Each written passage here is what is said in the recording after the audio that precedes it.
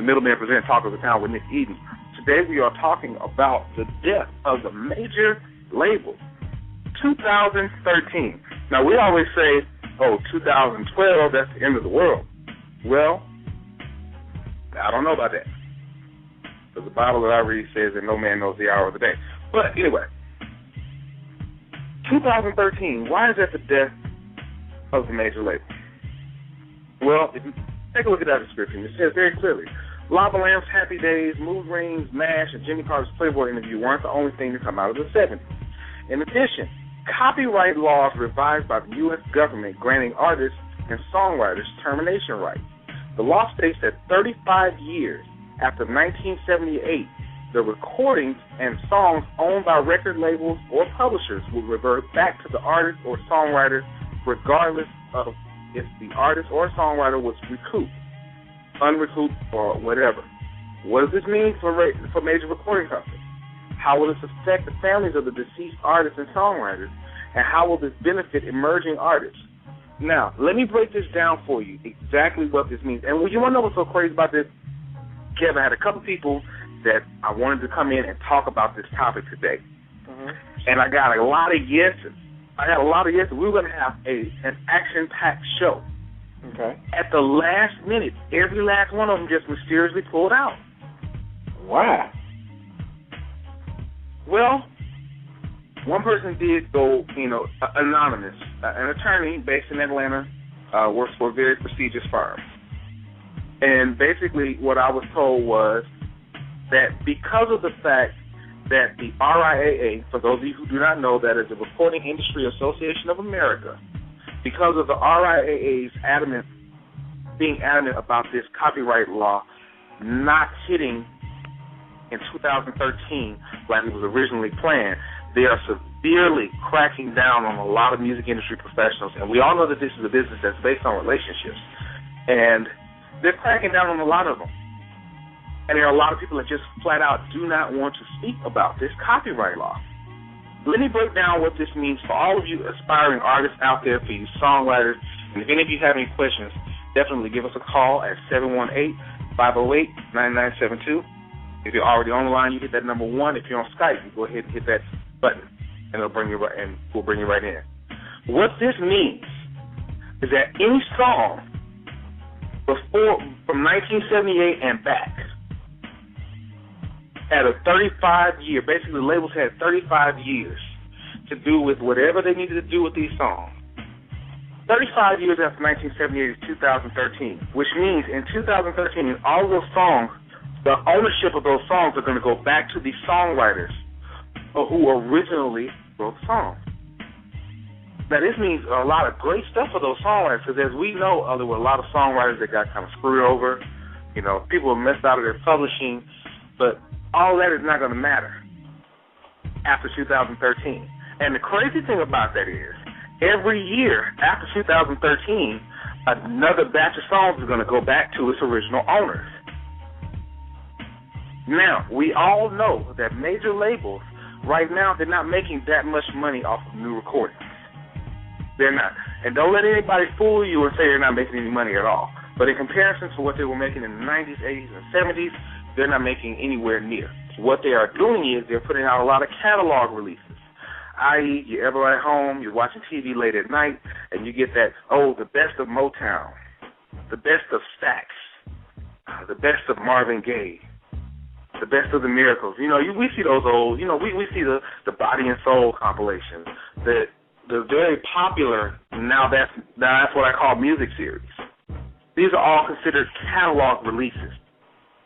These are recordings that the labels already own.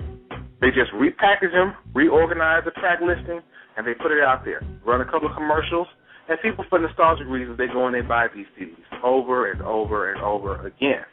This is how the labels have been staying afloat. After 2013, they will not be able to just freely use those songs like that. After 2013, they are going to have to license the songs from the songwriters. Now, let's put this into more layman's terms. Kev, let's say that you wrote a song in 1965, and no, y'all, Kevin is not that old. Okay. But let's say you wrote a song in 1965, You took it to a label.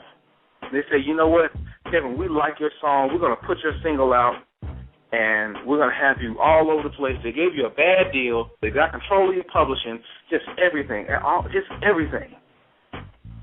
Okay. They just gave you a boot, and then on top of that, they say, well, it didn't sell like we wanted to, so you still owe us money. We haven't recouped the money that we spent on you. Right. So now here comes 2013, and Kevin's family is saying, well, hey, we are in control of his estate. The song now reverts back to us. So you can't use this anymore. If you want to use this song again, regardless of whether you recoup on what you need to get from him, the song now belongs to us. You're going to have to pay us a licensing fee in order to use the song for your, now that's what I call music, and this and that. And this is essentially what's going to kill the major. Now, am I saying that major labels are going to be completely dead? No. What I'm saying is that the system that major labels use today is going to be completely obsolete once this occurs, because they can't rely on those classic catalog recordings anymore. What do you think about this, guys? Let me know.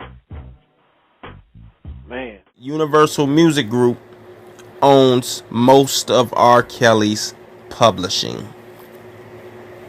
So,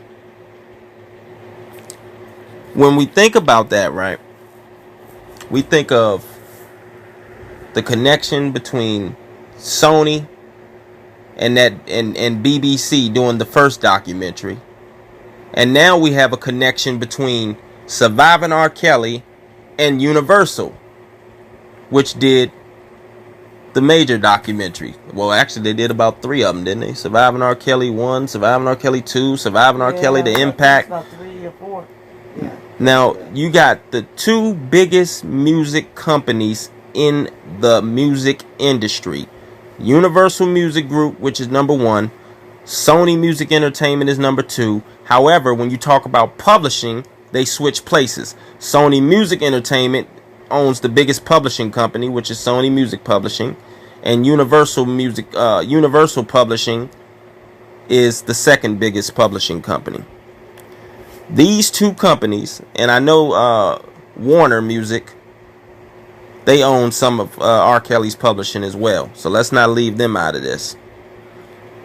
But these 2 companies specifically, Sony, who owns R. Kelly's masters, and Universal, who owns most of R. Kelly's publishing, both of them have connections to these documentaries that were responsible for flipping the public's mind, getting the public against R. Kelly, where the public is thinking that R. Kelly, they made you think like he has this history, some sort of history of dealing with minor girls, which if you really do your research, you'll realize that that's not true.